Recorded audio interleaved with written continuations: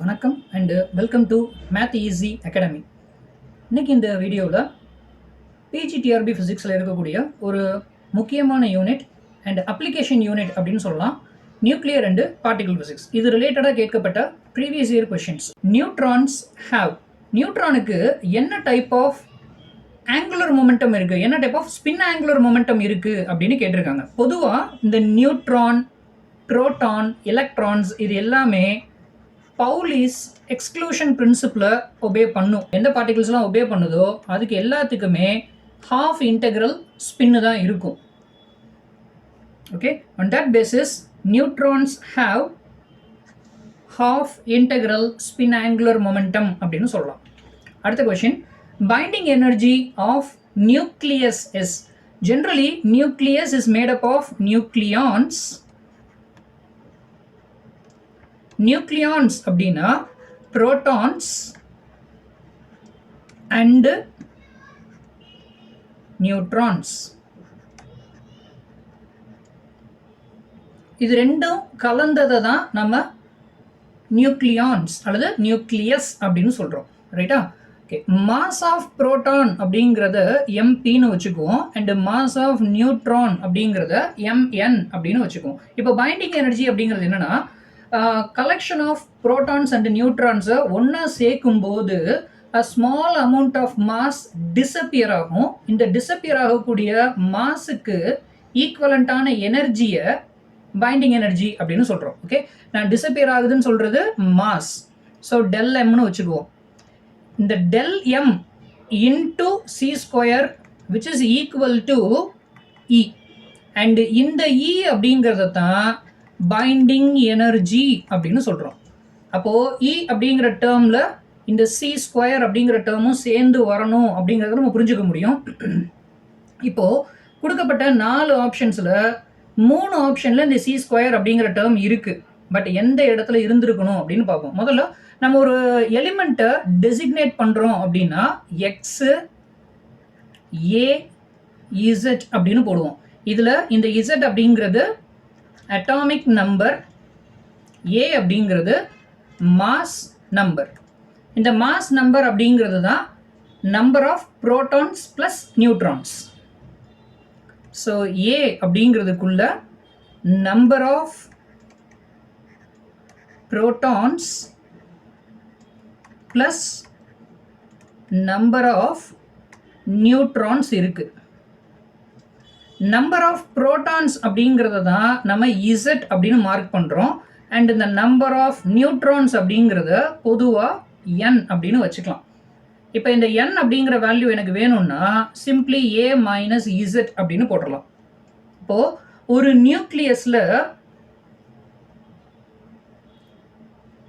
எவ்வளவு புரோட்டான்ஸ் இருக்குது அப்படின்னு நம்ம தெரிஞ்சுக்கணும்னா இசட் அப்படிங்கிற நம்பரை யூஸ் பண்ணலாம். அண்ட் டோட்டல் மாஸ் எவ்வளவு டியூ டு புரோட்டான் அப்படிங்கிறது Z times MP plus next எவ்வளவு நியூட்ரான்ஸ் இருக்கும், A minus minus Z times proton neutrons இருக்கும். And mass due to neutrons அப்படிங்கிறது A minus Z times MN அப்படின்னு சொல்லலாம். ஸோ இதுதான் எக்ஸ்பெக்டட் மாஸ்.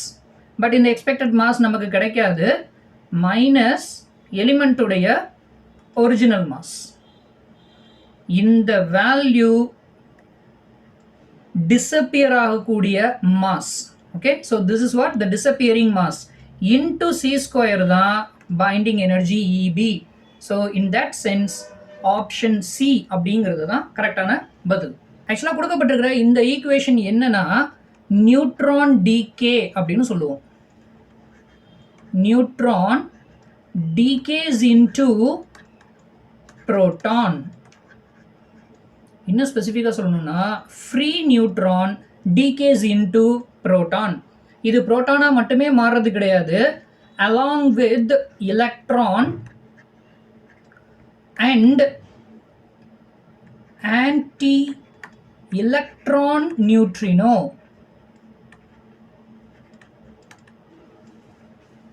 ஓகே, ஸோ ஒரு free neutron decay ஆகும்போது என்னெல்லாம் ப்ரொடியூஸ் ஆகுது அப்படின்னா ஒரு புரோட்டான் அண்ட் ஒரு எலக்ட்ரான், அது போக ஒரு ஆன்டி எலக்ட்ரான் நியூட்ரினோ ப்ரொடியூஸ் ஆகுது. எலக்ட்ரான் ப்ரொடியூஸ் ஆகுறதுனால இது ஜென்ரலி பீட்டா டிகே. ஓகேவா? இது என்ன ஸ்பெசிஃபிக்காக சொல்லணும்னா பீட்டா மைனஸ் டிகே அப்படின்னு சொல்லுவோம். இதில் இன்னொரு ப்ராசஸ் இருக்கு, பீட்டா பிளஸ் டிகேவும் இருக்கு. பீட்டா பிளஸ் டிகே அப்படின்னா பாசிட்ரான் எமிட் ஆகணும். ஃபார் எக்ஸாம்பிள் புரோட்டான் எடுத்துக்குவோம். புரோட்டான் டிகே ஆச்சுன்னா neutron plus positron plus neutrino release ஆகும்.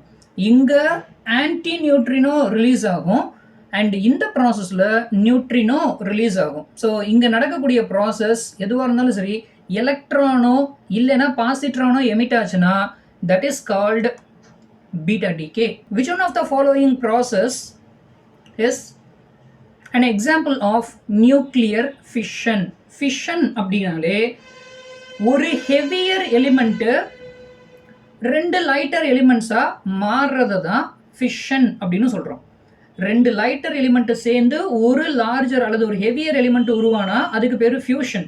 இங்கே கேட்டிருக்கிறது ஃபிஷன். ஃபிஷன் அப்படிங்கும்போது ஒன்னுல இருந்து பல ப்ராடக்ட் ப்ரொடியூஸ் ஆகணும். So in that sense option ஏல என்ன கொடுத்துருக்காங்கன்னா the formation of helium from hydrogen. Hydrogen இருக்கிறதுலையே லைட்டஸ்ட் எலிமெண்ட்டு. அப்போ கண்டிப்பாக இந்த ஆப்ஷன் இருக்க முடியாது.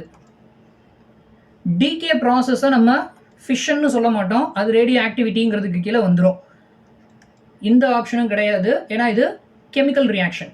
So finally uranium, barium and கிரிப்டானா உடையக்கூடிய ப்ராசஸை தான் நியூக்ளியர் ஃபிஷன் அப்படின்னு சொல்றோம். In beta decay which particles are emitted with the electron. இப்பதான் கொஞ்ச நேரத்துக்கு முன்னாடி பார்த்தோம், எலக்ட்ரான் எமிட் ஆகக்கூடிய ப்ராசஸ்ல புரோட்டானும் ஆன்டி நியூட்ரினோவும் வரும். ஸோ ஆப்ஷன் ஏ அப்படிங்கிறது தான் correct. Which of the following statement is correct? Electron, proton, neutron இது எல்லாத்துக்குமே ஸ்பின் இருக்கு. So option D. Natural uranium consist of. Uranium ore ஃபார்ம்ல கிடைக்கும் போது அந்த யுரேனியத்தில் என்னெல்லாம் கலந்துருக்கும்? யுரேனியத்துக்கு ஐசோடோப்ஸ் இருக்கு. ஸோ அதில் இங்கே கொடுத்துருக்கிறது ரெண்டு ஐசோடோப், ஒன்று யுரேனியம் 235, இன்னொன்று யுரேனியம் 238. நேச்சுரலாக கிடைக்கக்கூடிய ஓரில் எதோடைய பர்சன்டேஜ் அதிகம் அல்லது எதோடைய பர்சன்டேஜ் கம்மி? இதில் முதல்ல இந்த யுரேனியம் 235 அப்படிங்கிறது தான் கம்மியான அளவில் கிடைக்கும். ஸோ கொடுக்கப்பட்ட இந்த ஆப்ஷன்ஸில் இருக்கிறதுலே கம்மியாக யுரேனியம் 235 இருக்கிறது இந்த ஆப்ஷன் தான். So option D. The function of moderator in a nuclear reactor is. Moderator அப்படின்னாலே ஸ்லோ டவுன் பண்ணுறது தான். மாடரேட் பண்ணுது, ரியாக்ஷனை மாடரேட் பண்ணுது. ரியாக்ஷனை மாடரேட் பண்ணணும்னா ஃபாஸ்ட்டாக போகக்கூடிய நியூட்ரான்ஸை ஸ்லோ டவுன் பண்ணணும். ஸோ மாடரேட்டோடைய வேலை slow down the fission neutrons. The rest mass of proton is nearly equal to 2000 times that of an electron. Electron உடைய மாஸோட கம்பேர் பண்ணா nearly 1836 times mass of proton heavier. Right? So mass of proton விட mass of electron 1836 times lesser.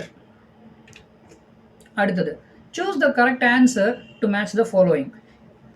Simply இந்த photo electrons அப்படின்னு எடுத்துக்கிட்டிங்கன்னா இது photo electric எஃபெக்டில் உருவாகக்கூடிய எலக்ட்ரான்ஸுக்கு பேர் photo electrons அப்படின்னு சொல்லுவோம். அடுத்தது ரீகாயில் எலக்ட்ரான்ஸ் அப்படிங்கிறது காம்ப்டன் எஃபெக்டில் வரக்கூடிய எலக்ட்ரான்ஸை ரீகாயில் எலக்ட்ரான்ஸ் அப்படின்னு சொல்லுவோம். Next beta particles. இந்த பீட்டா பார்ட்டிகிள்ஸ் அப்படிங்கிறது இப்போ தான் பார்த்துருந்தோம், பீட்டா டிகே ரேடியோ ஆக்டிவிட்டி டிகேல உருவாகக்கூடியது. அடுத்தது மெகா வோல்டேஜ் எலக்ட்ரான்ஸ். ஆக்சலரேட்டர் அப்படிங்கிறத நம்ம யூஸ் பண்ணுறதுக்கான காரணமே அதோடைய எனர்ஜியை இன்க்ரீஸ் பண்ணணும் அப்படிங்கிறதுக்கு தான்.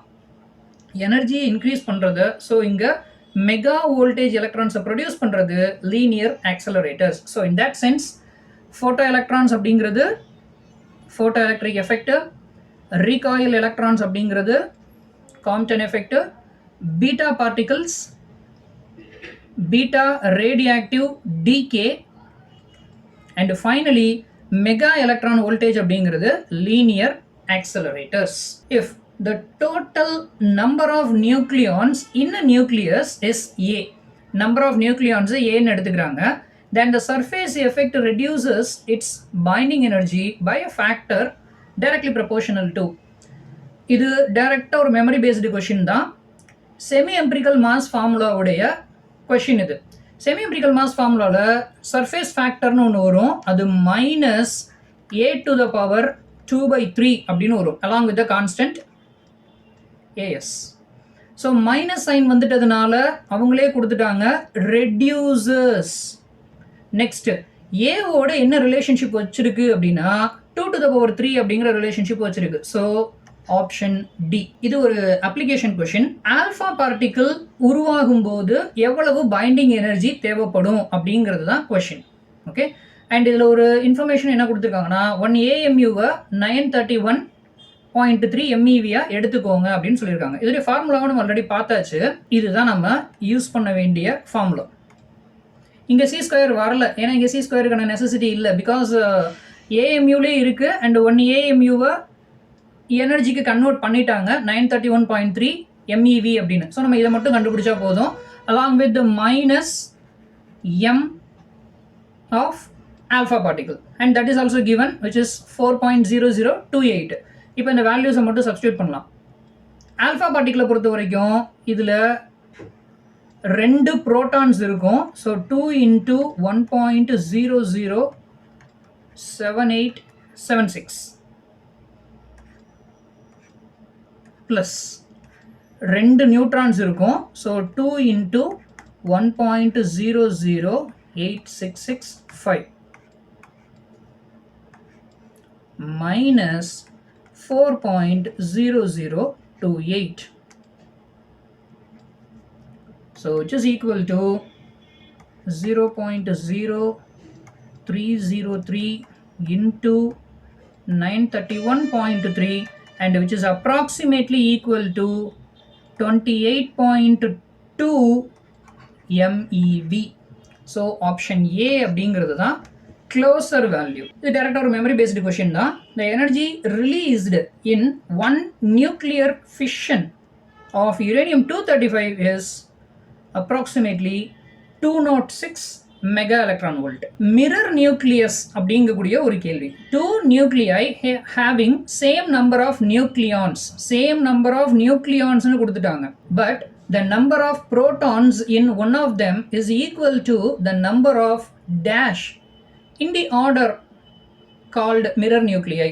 mirror nuclei அப்படின்னாலே 2 டிஃப்ரெண்டான நியூக்ளியஸை கன்சிடர் பண்ணிக்கோங்க. இந்த 2 நியூக்ளியஸில்